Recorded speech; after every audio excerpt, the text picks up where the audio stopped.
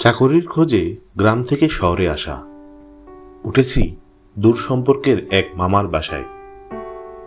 মামার বাসাটা শহর থেকে বেশ খানিকটা দূরে, তাই সন্ধে নামলেই চারিদিকে নেমে আসে শুনশান নীরবতা।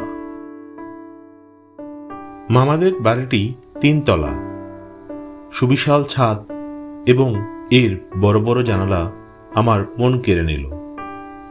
জানালা দিয়ে যেন পুরো পৃথিবীটাকেই দেখা যায়। এত বড় জানালা অবশ্য আমি এর আগে কখনো দেখিনি। এই জানালা দিয়েই আমি সকাল সন্ধ্যা প্রাকৃতিক সৌন্দর্য উপভোগ করি।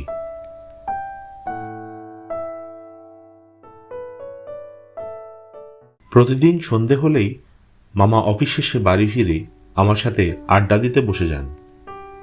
প্রতিদিনকার মতোই অফিস থেকে এসে আমার সাথে আড্ডা দিল। আড্ডার এক ফাঁকে আমাকে বলল,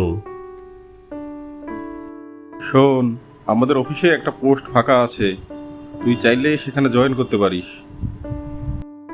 বেশ তো মামা, আপাতত আমার একটা পেট চালানোর মতো চাকরি হলেই হবে। চাকরির বাজারে যা অবস্থা।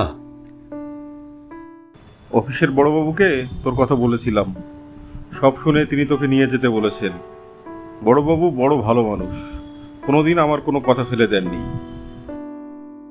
তাহলে তো ভালোই। তো কবে আমাকে তোমাদের বড়বাবুর কাছে নিয়ে যাবে? কালই চল, সকাল সকাল বের হয়ে পড়ি। যদি সম্ভব হয় তবে কালই তোকে জয়েন করিয়ে দেব। চাকরির একটি ব্যবস্থা এত দ্রুত হয়ে যাবে তা আমি কল্পনাও করিনি। চাকরি যেন আজকাল সোনার হরিণ। আনন্দে জানালার ধারে বসলাম। জানালা দিয়ে জ্যোৎস্নার আলো ঘরে আছড়ে পড়ছিল। সেই সাথে ছিল দক্ষিণা হাওয়া। এমন নির্মল আবহাওয়া উপভোগ করার জন্য একটুও দেরি না করে উঠে পড়লাম মামাদের ছাদে। জ্যোৎস্না রাত, চারিদিকে একদম শুনশান নীরবতা। মামাদের বাড়ির ছাদটা বেশ সুন্দর, যদিও আজকেই প্রথম ছাদে ওঠা। চারিদিকে ছিমছাম শুনশান নীরবতা বেশ উপভোগ করছিলাম।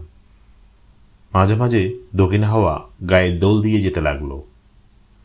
ছাদের এদিক ওদিক পায়চারি করতে লাগলাম।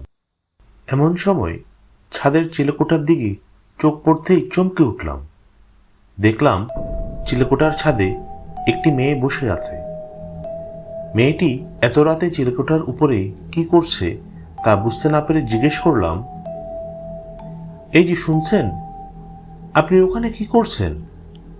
হঠাৎ পড়ে যাবেন তো ওখান থেকে। নেমে পড়ুন, নেমে পড়ুন এক্ষুনি।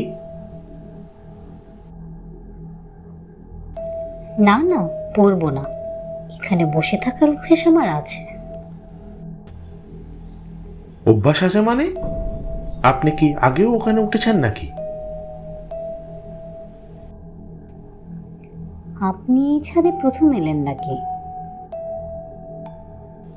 হ্যাঁ, কিন্তু তাতে কি? আপনি নেমে আসুন। ওখান থেকে পড়ে গেলে বাঁচার কিন্তু একদম চান্স নেই। নেমে আসুন, নেমে আসুন বলছি।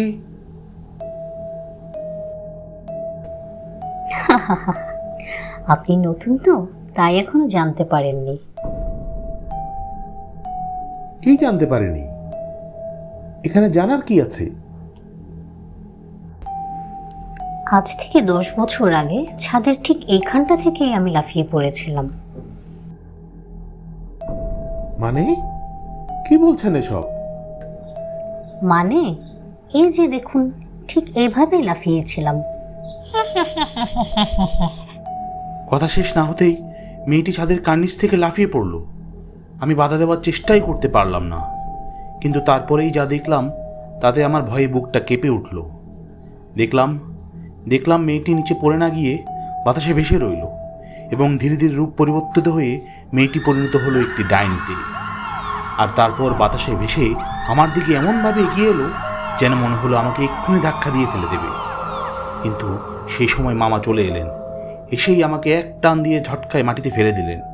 ততক্ষণে আমি অজ্ঞান হয়ে মাটিতে লুটিয়ে পড়েছি।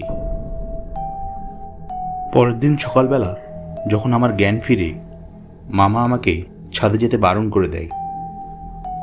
বলেন 10 বছর আগেই নাকি এই বাড়ির ছাদ থেকে রূপা নামের একটি মেয়ে আত্মহত্যা করে। তারই প্রেতাত্মা আজও এই বাড়ির চারপাশে ঘোরাফেরা করে।